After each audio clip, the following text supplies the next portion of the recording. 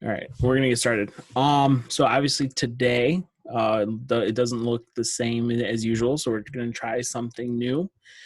We're combining classes because today the name of the game is all about participation, right?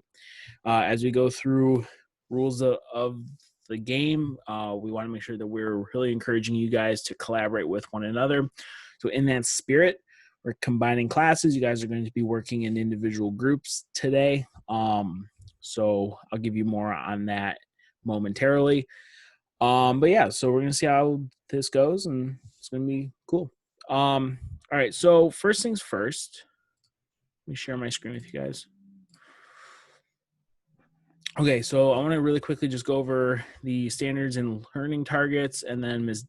Davis will take us through our do now for the day. All right. Okay, so the standards this week, we've got quite a few of them. Most of them are going to be covered like in class. Some of them are going to be more specific to the assignments that you complete this week. But really what we're focusing on is determining themes, just like we have been with those poems, but now we're going to apply it to a short story. We're going to be determining themes, drawing evidence to support it. But the new stuff, I mean, like new for our online, is more of an emphasis on your ability to communicate your thinking. Now, obviously, in previous classes, we have done this, but today is going to be a little more of an emphasis for you guys on sharing your thought process and collaborating with one another, discussing elements of the story, and then coming back to the whole group and presenting just like you would do in a normal class. We're going to try to simulate that, and by combining classes, you guys will be able to have larger groups. So I think that's going to benefit us. As far as our learning targets go, we got two of them. Number one, I can identify a central idea in Amy Tan's rules of the game. So hopefully with this conversation that we have today, with the assignments that you complete this week, you guys will have a much better idea as to what that central idea is. And then I can analyze how Waverly's description of a place, event, or person in the text develops the central idea. So we're really just supporting it with information in this first part of the story. All right. Davis, if you'd like to start the do now. Okay. So now we're going to do the do now. I'm going to post the do now on the screen, and then I'm going to put it into the chat, and you guys are going to answer in the chat. All right, so the do now is what game is introduced in this excerpt.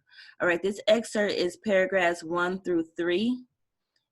So you guys should have read paragraphs 1 through 3. If not, you can do a quick skim and hopefully you can answer this, but I will post this in the chat and I'll give you guys a couple minutes to answer. I can't find my chat. Where's my chat? Chat, no chat there.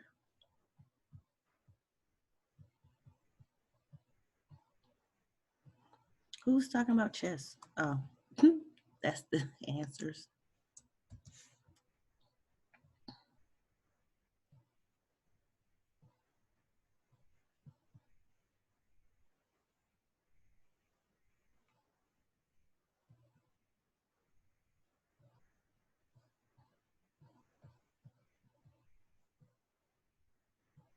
All right, when you reply, make sure that you reply to everyone and not just me so everybody can see your answers.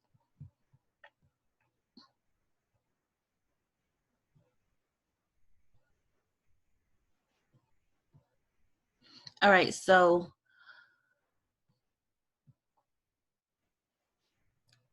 99.9% of everyone said chess was the game that was introduced in this excerpt or these paragraphs. But I want to look at what game in quotation marks is introduced in this excerpt. What else did Waverly learn in these paragraphs about her mother and the game that she has to play with her mom? Think about the candies.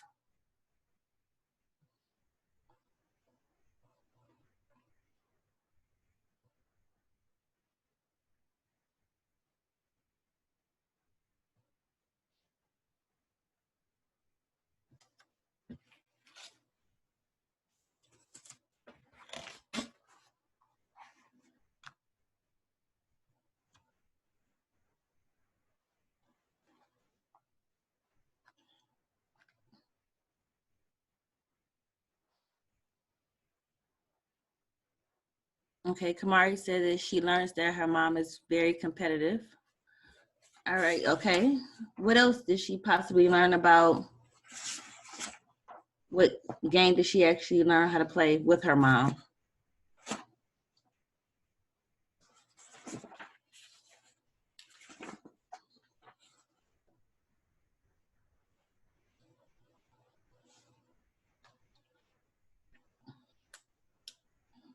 The art of invisible strength. Okay, Corey, she learns the art of invisible strength. Okay, thank you, Matthew and Corey. And what's the art of invisible strength? What's the idea behind that? Jamila said being able to get what she wants through doing what she initially didn't want to do or not demand. All right, Jamila, thank you. So Waverly learns how the art of invisible strength, or how to get what she wants by not doing what she initially wants to do and not demand, but to pretend like she doesn't want it and then her mom gives it. So she learns this certain discipline from her mom in this game that she learned how to play. So I'm gonna act like I don't want it so my mom can give it to me. All right, so that is the game that she learned. She learned how to play chess, and then she learned the art of invisible strength, which is her pretending like she doesn't want something to get what she wants, or this idea or this thing of discipline. All right, so that is the do now. Next, we're going to do is we're going to go over questions from the first 3 paragraphs. Hopefully you guys went over them. While I post the questions, you guys might want to read over the questions.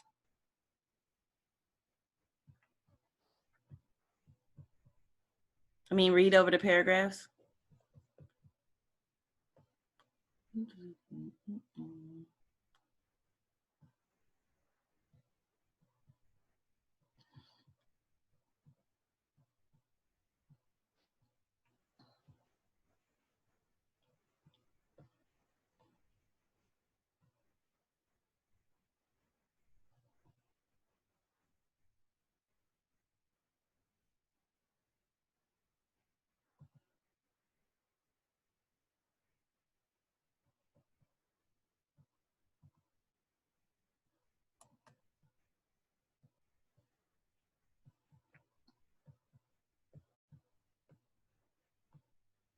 All right, so your first question to go over is in the chat.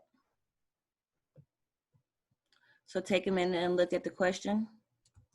We kind of went over this already in the do now, but to reinforce, what does Waverly's description of the art of invisible strength suggest about what strength means to her mother?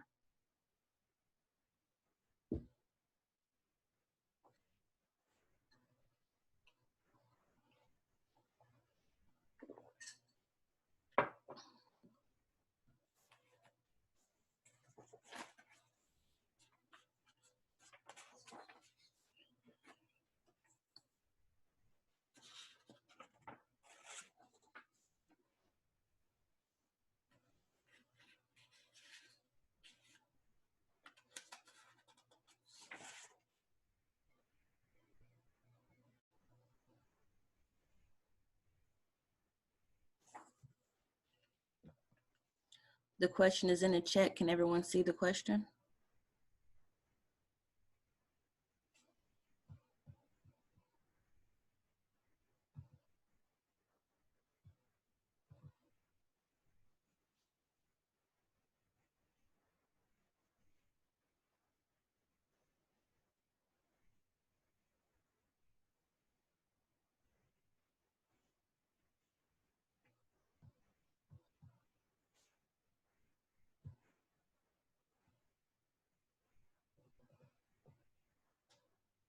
All right, Justice put to know how to hold your tongue in order to get what you want.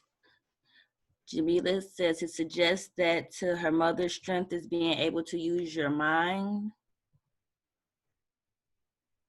and actions to your advantage rather than your words.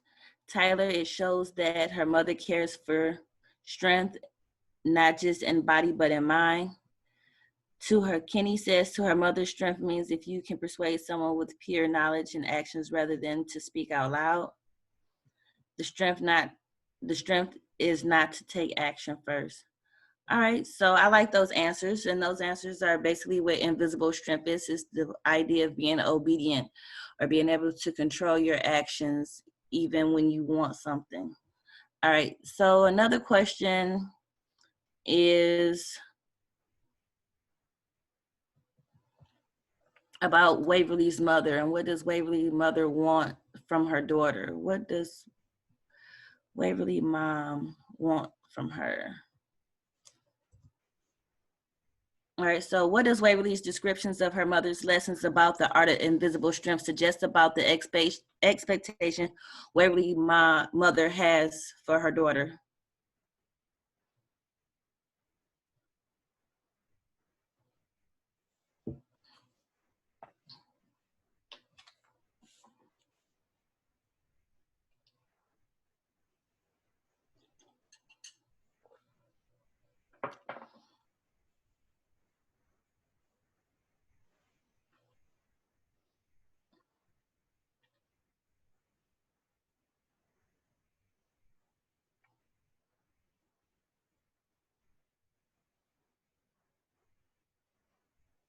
Tyler, at it what? What's at it? What's the it that you're referring to in your reply?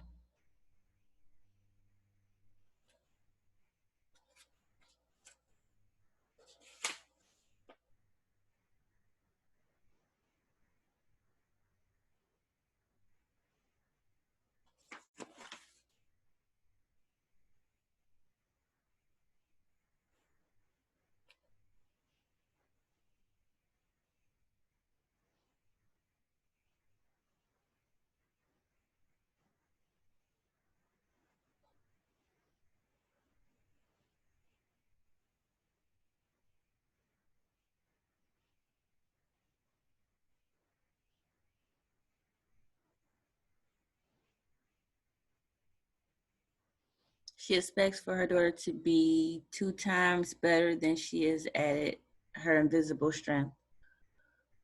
Okay, anybody else has any ideas about what Waverly mom wants from her by showing invisible strength?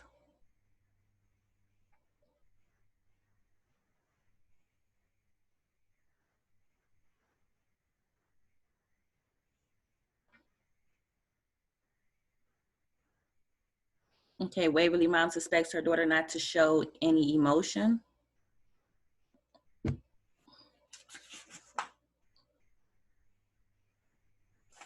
Okay.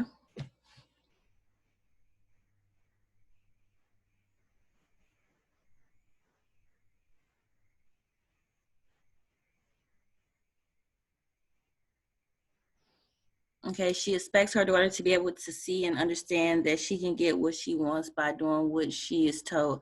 Her mom didn't want her yelling. All right, her mom didn't want her yelling. When she yelled, what did her mom say? She couldn't get it. But the next week when she went to get it, she didn't say anything, and her mom just threw them on the counter. I gotta go back up.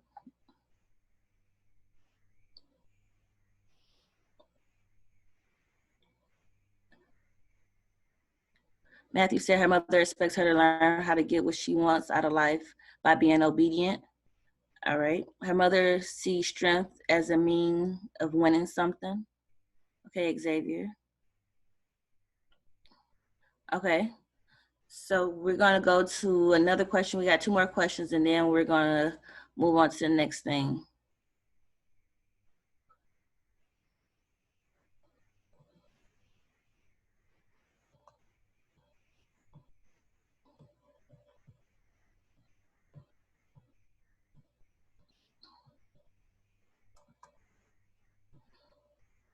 All right. So according to Waverly, invisible strength is a strategy of winning.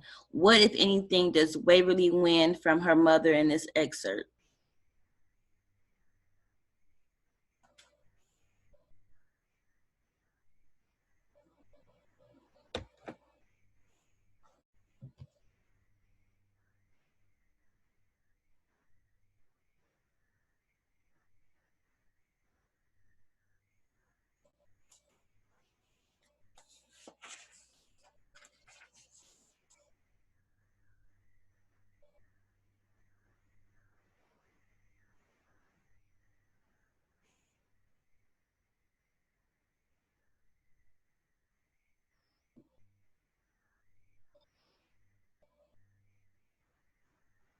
Okay, so she wins the plums. Okay, but what does she wins from her mother? What does she gets from her mother, from her behavior or her invisible strength?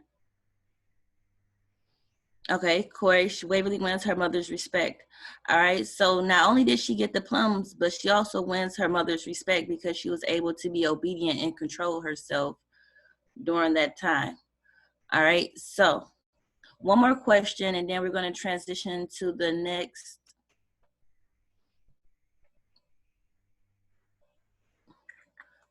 activity.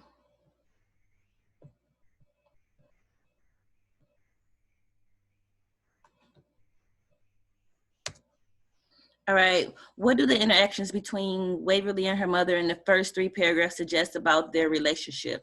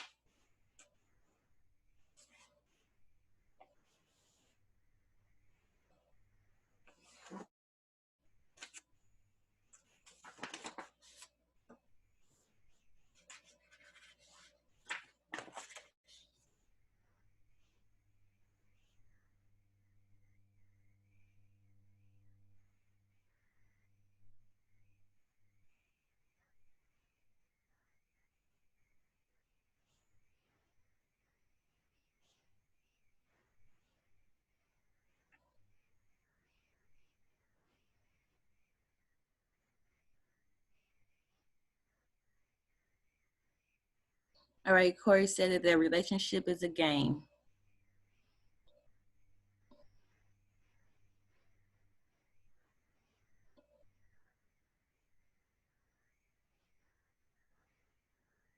Anybody else? Or does everybody agree with Corey? The relationship is similar to the game of chess. The interaction between Waverly and her mother suggests that their relationship is about competition. Okay. Kamari.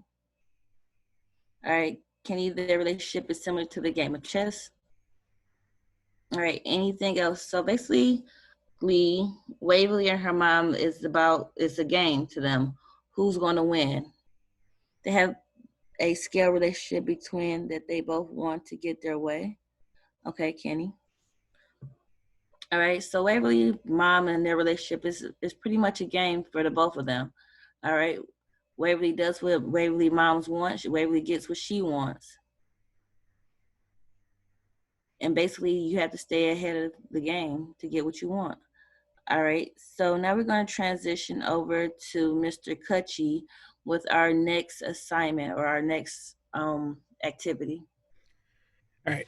So you guys, in looking at your answers, while you were going through these questions, what I noticed is that one of the common things that we all seem to acknowledge is that there is some sort of conflict, right, between the mother and our narrator, our main character. So keep this conflict in mind as we continue through this story.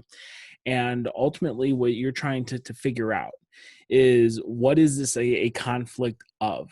Okay. Keep in mind, these are Asian Americans, right? And this is a fact that is emphasized, right?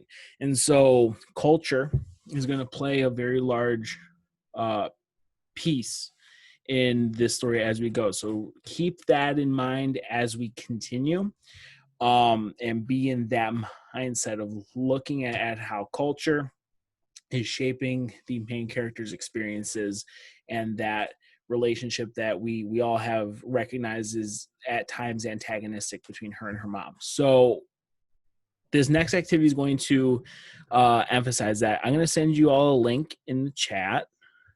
Now, if you were in my class, I posted this on Classroom, but please open this. Let me share my screen real quick so I can show you what it looks like. So it's in the chat. It'll look like this. All it is a copy of the story, and it has certain sections highlighted with links.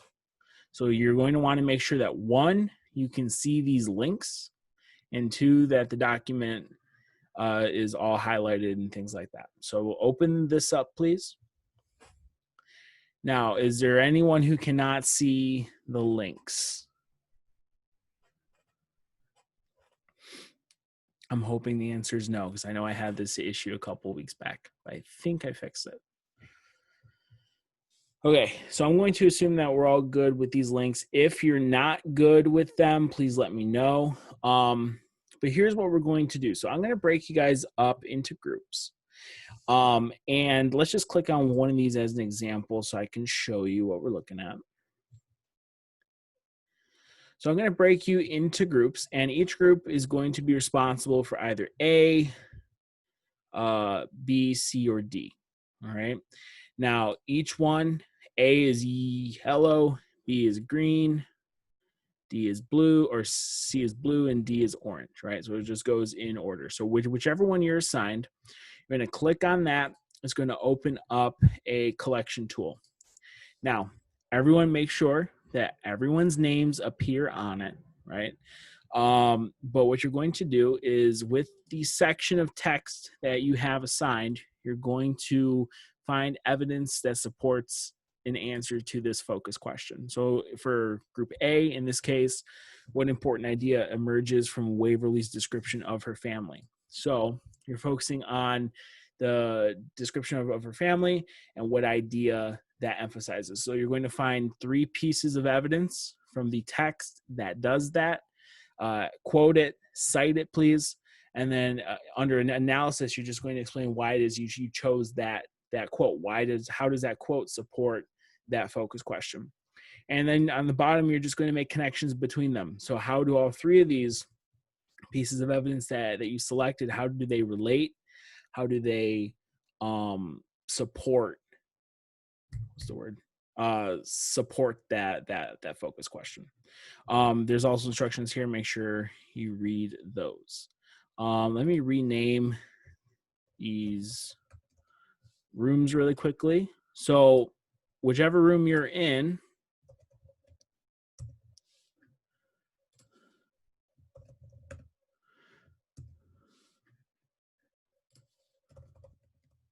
okay.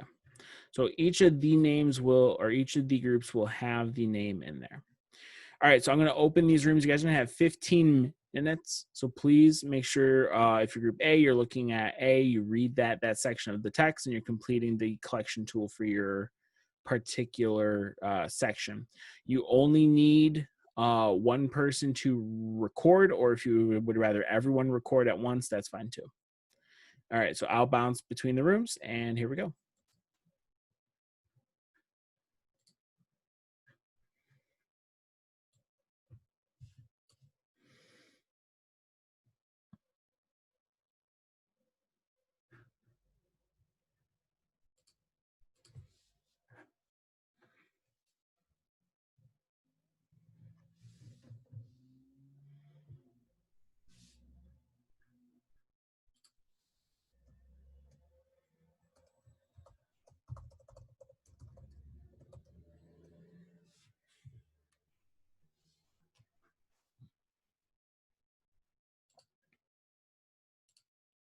What's the deal, Corey?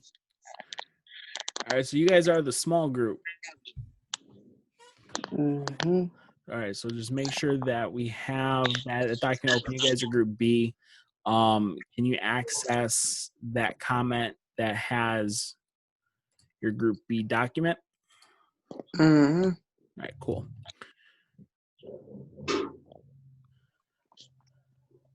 All right, so you guys work on that. I'll just bounce between rooms. I actually don't have the document because Okay. it went off for some reason.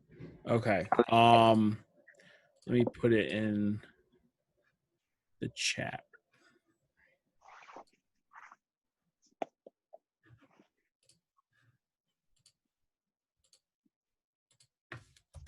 This reacts on Tamaja. All right, I put the link in the chat for that document. You should be able to see the comments. So then you click on the group B comment, and then you'll be able to access that document.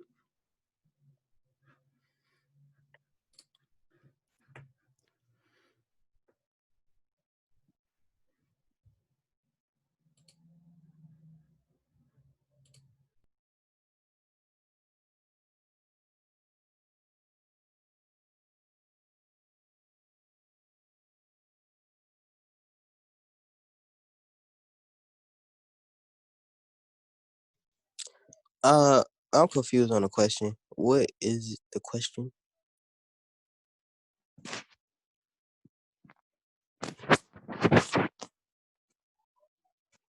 You're muted, Ketchy.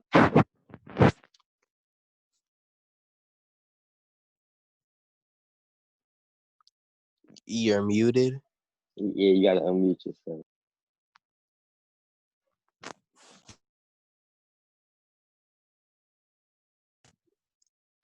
Cutchy, you still muted. I'm muted. I'm sorry. Is that better? Yeah. Yeah. All right, cool. So if you click on the collection tool for Group C, your question, what important idea emerges from Haverly's description of her encounter with the Caucasian photographer? Okay. So what do we think that question's asking?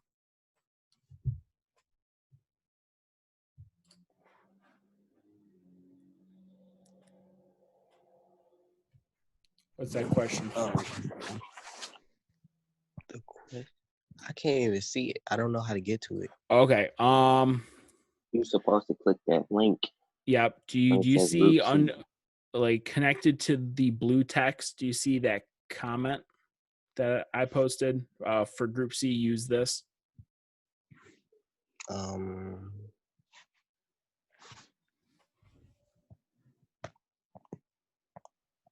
He probably gotta go on Google Classroom to do it. That's how I did it. Okay. Here, I'll let me copy the link directly to that document and I'll send it here. There you go. So click on that, open that up, and that'll be your question. So really what that question's asking is why is it important that Waverly describes her encounter with that photographer the way that she does? What is the purpose of that interaction? That's really what that question's looking at. All right. I'm gonna check in on the other groups and I'll be back. Okay.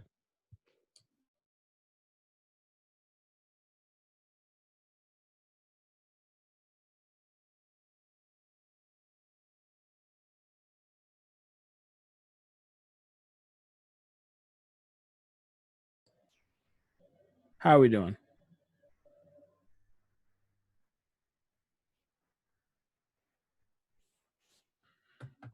Oh, we're just getting started. Okay, but you guys are communicating, correct? Yep. Okay, do we have any questions? No. All right, I'll check back.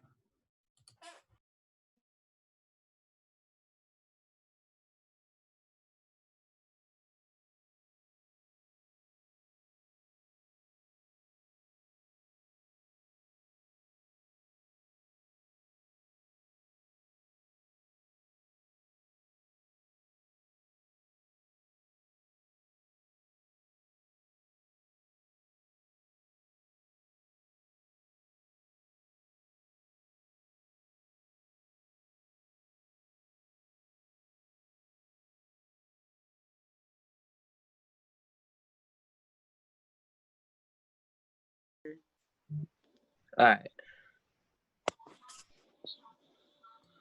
Are there any technical issues that you guys need help with or anything like that?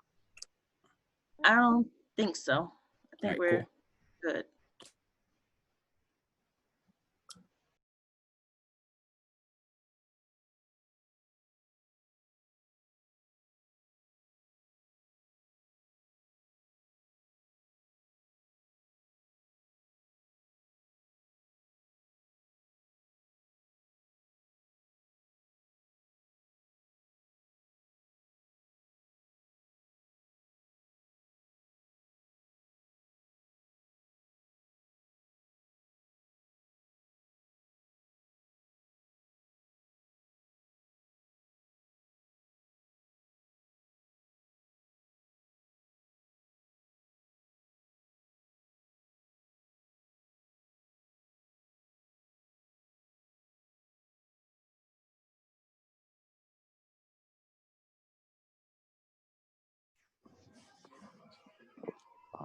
Yeah. I swear I did not just see you 2 minutes ago. I'm telling you. Oh, yeah, I'm here now.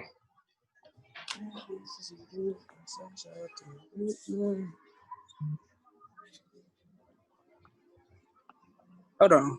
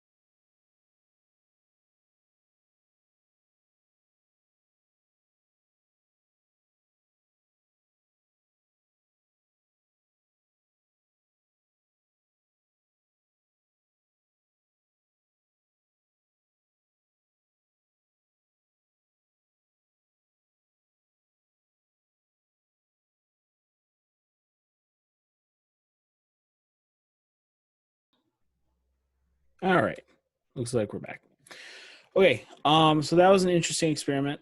Didn't 100% go 100% the way I thought. That's okay. So really quickly, so just as a reminder, right, as we're going through this story, I really want you guys to focus on the culture conflicts that are coming up between our main character and the mom, right? So really quickly, I want to give everyone an opportunity to share what they've got. So we're going to go through this one group at a time. So let me share my screen. I'm going to open up each one. And if you were in that group, please share what you did. So if we look, here's group A. Our focus question for group A is, what important idea emerges from Haverly's description of her family? All right, so that is our focus question. So if you're in group A, if you could please walk us through what you have and how would you answer that focus question?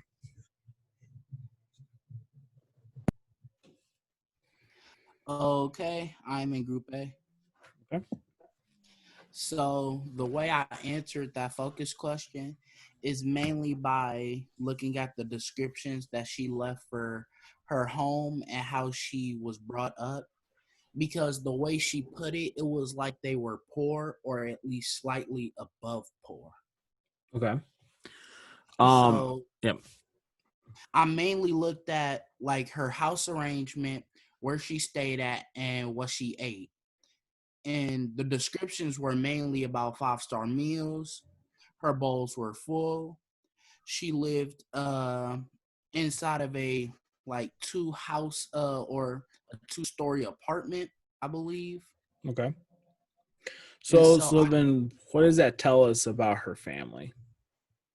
That her family, even though they might seem like they're poor, they're at least giving I don't know how to put it, but at least giving a somewhat of a type of front. Okay. That they are kind of middle class. Okay.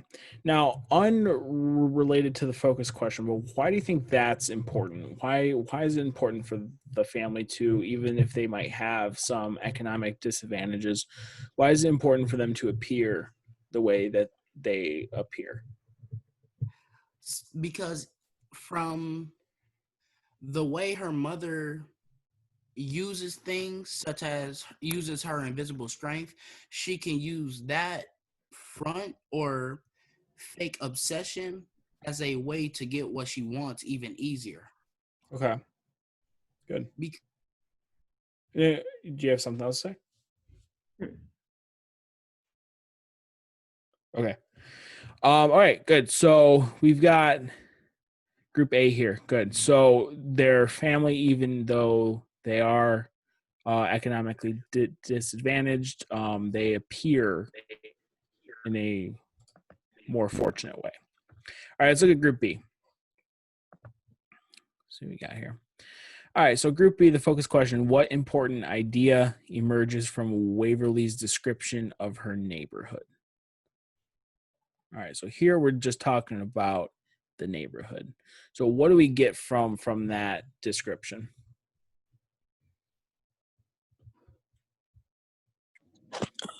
She had a playground with a dark alley that she liked to go in. So I guess like she liked to play. And she described it as like the best playground ever Okay. for her. Okay. So we've got this playground. What else? It also talks about like the medicine, like how they don't trust American doctors because they show the possibility of like curses and what's the name? Oh, Lee, I think it showed. Okay. So let's latch on to that for just a moment. This idea of not trusting American doctors. Why is that important when you consider what the story so far is about? It's about like, what was it, like Asian culture? Mm-hmm. And so they maybe like they don't trust. They don't believe in like curses and the possibility of being cursed. Right. So we've got this conflict set up, this dichotomy between Asian culture and American culture, right? And when it comes to coming up with a central idea for this text, that's going to be a very important key. Okay. So the conflict between the values that Asian cultures have and the values that American cultures have. Now, this is only one example of it, but this is our narrator directly recognizing that the community that she lives in, while it's in America, right? It's in San Francisco. It's separate from a lot of American ways of life. So I really want all of you, whether you're in group A, B, C, or D, to really focus on that separation, right? The cultural separation between Asian and American. Good. Let's look at C.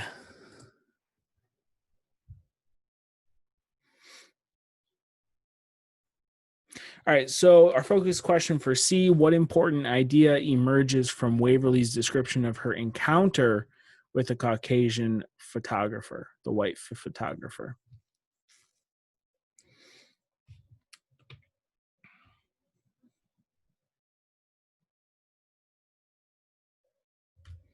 Oh, you said C? Mm-hmm. Oh, okay. So I basically said like she said her and her brothers believe that bad people emerge from like the door at night, and like tourists never went to Hong Kong sign because like the signs. No, it's Hong Kong signs because since like the menu was only printed only in Chinese. Mm-hmm. So I said like this quote shows like she believed the Caucasian photographer was a bad person from just walking through that door. Okay. So the Caucasian photographer might be a bad person. So how does that, if we continue down the track that we've been going so far, how does that relate to the idea of a conflict between cultures?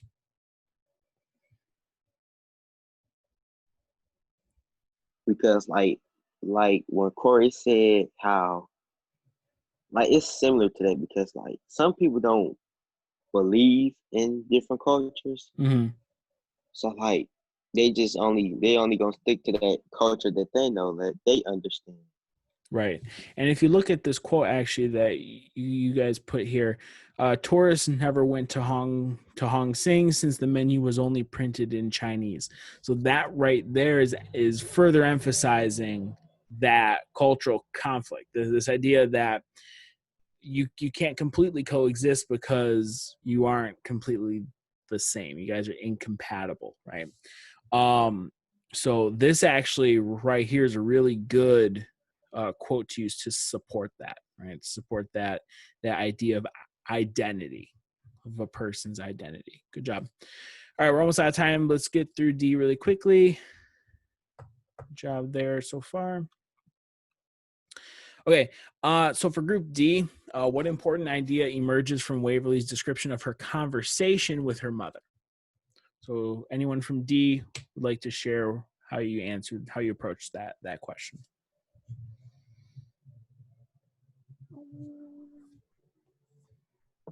Guess I could. All right, what we got?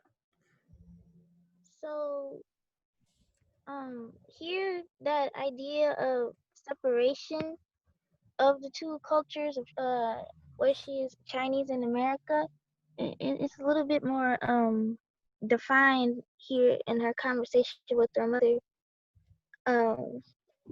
Like beforehand, it talks about where her name came from, which is the street she lives on. But at the same time, she also has a separate name. She has a name separated from that, which is her Chinese family name, which is Mei Mei. Good. So that's like a big signification of how ultimately she is like two different kind of like like two different identities. She has an American identity for when she's out there or when she's not at home, but when she is at home, that's like in Chinatown, that's where she is and stuff. So there she can act more like her who she really is rather than who she needs to pretend to be when she's not at home. Good. Um Yeah. Yep. and then she brings up a topic that another child talked to her about at school, which is like Chinese people do torture or whatever. Mhm. Waverly, we concluded that like Waverly asked this as a way to see how her mother would react. Because in the way it kind of seems like Waverly already knew what was going on and why the boy said that. Like it seems like it's trying to be said as more of a as a bad way, which is also um like the two cultures don't mix. The people in both cultures don't exactly think well of the other, which is another reason why they're so separated the way they are.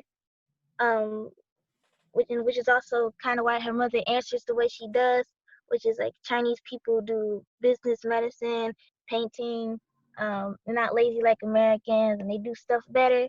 And this whole part kind of just spelled out that um, Waverly does have to like split herself between who she is and who she has to be um, for where she lives and where she goes. Excellent. So I hope we were all listening because that was pretty much absolutely exactly it. So again, we've got these two cultures. We have our main character, and she exists in this like gray area. She exists in both of them simultaneously, right?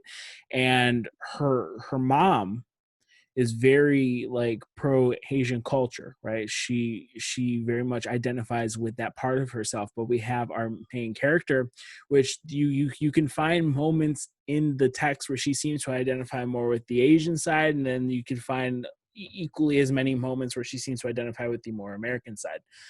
So I think that she did a really good job at explaining that dynamic. So that's really good, really well done. Okay, so how does this relate to what we're doing this week? So you guys are going to have a quick write, and the quick write is going to ask you what you believe the central idea of this text is so far. So I really want you guys to focus on this idea of culture, right? Culture, cultural identity, things like that. I see in the chat, I didn't see those. Central idea of the section is cultural isolation, cultural separation. I think that those are definitely ideas that you can pursue, right? I think that that's great. So next week we're going to revisit this. We'll go over what you guys put for the quick write. But if you were here and you participated in this activity, your first assignment for the week is done. All right. So you will only have to do the quick write as your second assignment. Tavis, is there anything else before we end? Am I mute? Am I on mute? No, I'm not mute. Nope. No, there's nothing else. Just make sure that you guys understand that the central idea is culture and identity, and make sure that you drive that in your quick write.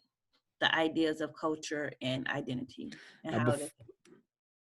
now, before we end, are there any questions? Anything that wasn't clear? No. Okay. This was one big experiment, and I think you guys handled it well. I'm proud of you. Have a good week. Stay safe. And if you guys have any questions, feel free to let either of us know. All right. All right.